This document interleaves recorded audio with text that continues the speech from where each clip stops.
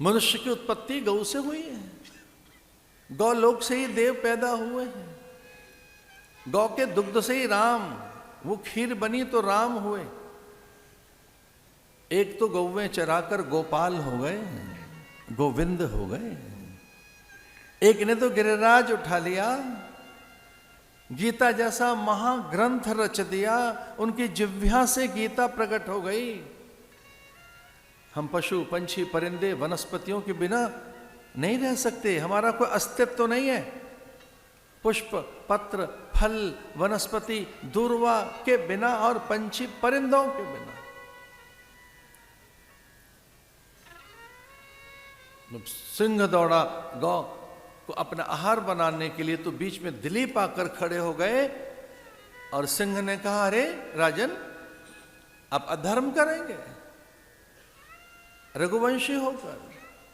किसी रघुवंशी ने कभी अधर्म नहीं किया, मेरा भोजन छीन रहे हैं, ये मेरा आहार है, मैं पशु हूं, हिंसक पशु हूं, और मैं नहीं जानता कि ये कौन है, ये मेरा आहार है, स्वाभाविक आहार है।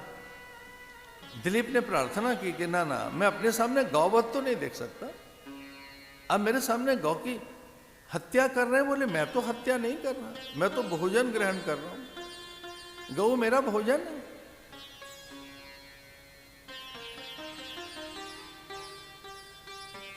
हाथ जोड़कर मना करने लगे, हे सिंह, इसको अपना आहार न बनाए, पर मैं भूखा हूं। तो कहने लगे, भले ही मेरा आहार कर लीजिए, आप मुझे चबा डालिए, मैं अपना ये धनुष एक और रख देता हूं, मैं युद्ध नहीं करूंगा आपसे, अपने प्राण नहीं बचाऊंगा आपसे, अब मुझे आहार बनाइए। और गौ को विनय की राजा ने, दिलीप ने कहा, मां आप यहां से जाएं, अब मैंने इसे मना लिया है। गौ निकल गई और सिंह ने धीरे से अपना रूप प्रकट किया। वस्तुतः सिंह सिंह नहीं था, धर्म ही था जो राजा की परीक्षा लेने के लिए आया था। और सिंह ने कहा कि मैं तो धर्म हूं और आपकी परीक्षा लेने के लिए आया था। हम कभी धर्म को न त्यागें, हमारा धर्म है। अगर पुत्र है तो पुत्र का धर्म क्या है, पुत्री है तो हमारा धर्म क्या है, हम पड़ोसी हैं, क्या धर्म है हमारा। हम किसी के अतिथि हैं, कोई हमारे यहां अतिथि है, क्या धर्म है हमारा। भगवान का अवतार धर्म के लिए, रामो विग्रहवान धर्म, धर्म की सिद्धि के लिए भगवान। जब जब होए धर्म के हानि, बाड़े असुर अधम अभिमानी। जब धर्म का ह्रास होता है, धर्म माने मूल्यों का, कर्तव्यों का, परंपराओं का, सिद्धांतों का, रीति नीति का, जीवन व्यवस्थाओं का जब ह्रास होता है, चूंकि धर्म अलौकिक है, मनुष्य के द्वारा बनाया नहीं जा सकता। धर्म एक अद्भुत व्यवस्था है, धार्यते अनेन सह धर्म, जो सबको धारण करता है, जिससे संतुलन है धरती अंबर अग्नि जल वायु में, जिससे काल नियंत्रित होता है कि कब चंद्र आएगा, उसकी कलाएं कैसी होंगी, सूर्य नियत समय पर आएगा, कब बृहस्पति शुक्र शनि मंगल ये कब प्रकट होंगे, इनकी कब युति बनेगी।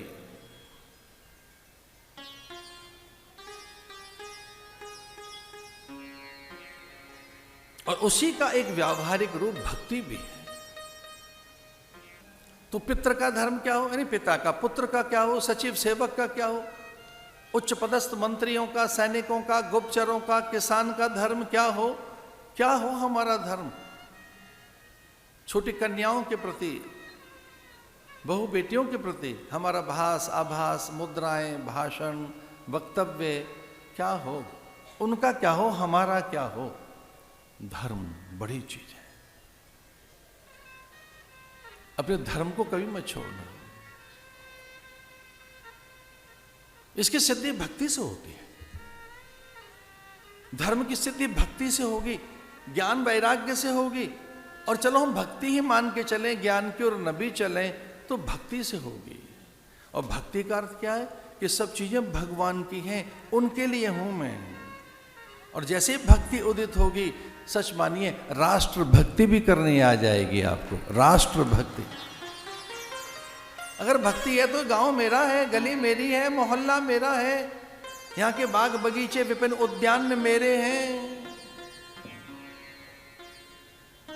फिर यहाँ की स्वच्छता के प्रति, सौंदर्य के प्रति आप में संवेदनशीलता जगेगी, वृद्धों के प्रति।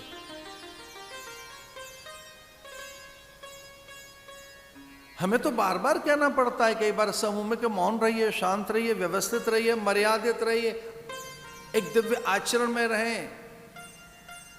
एक सदन है, ये यहाँ संत बैठे हैं, यहाँ वृद्ध बैठे हैं, यहाँ शील वृद्ध, ज्ञान वृद्ध, वयोवृद्ध बैठे हैं, ये भक्त और साधकों का समूह है। कृपया यहाँ लौकिक चर्चाएं न करें। संतों के संवाद तनिक से ठहर जाए तो सांसारिक चर्चा शुरू हो जाती है। इतना संसार हमारे मन बुद्धि में बसा है। जानते हो कर्म पहले कहां से होता है? कौन है जो सबसे पहले कर्म करता है? कर्म की गति कहां से है? हाथों से नहीं होता, ना ना ना, पैरों से नहीं होगा। कुछ काम हाथों से बाद में होता है, पैरों से चलकर बाद में होगा। जिह्वा से पहले होता है कर्म, पहले जिह्वा से होगा। जिह्वा माने वाणी। कर्म का पहला आधार वाणी है। कर्म तब होगा जब ऊर्जा होगी, कुछ करोगे तब जब शक्ति होगी, कुछ करोगे तब जब आप में चेतना होगी। सोया आदमी क्या करेगा? जो सोया हुआ वो तो कुछ करेगा नहीं। तो जैसे ही आपकी निद्रा भंग होती है तो जिह्वा पर अग्नि उत्पन्न होती है, ऊर्जा, और वो कर्म के लिए प्रेरित करती है। तो हमारे शास्त्रों ने कहा कि इससे पहले नियंत्रित करो। कर्म पहले जिह्वा से होता है, वाणी से होता है, और वाणी के पास आता है मन से, फिर वो हाथों तक पहुंचता है। तो जिह्वा पर धर्म लाओ, भक्ति लाओ, भजन लाओ।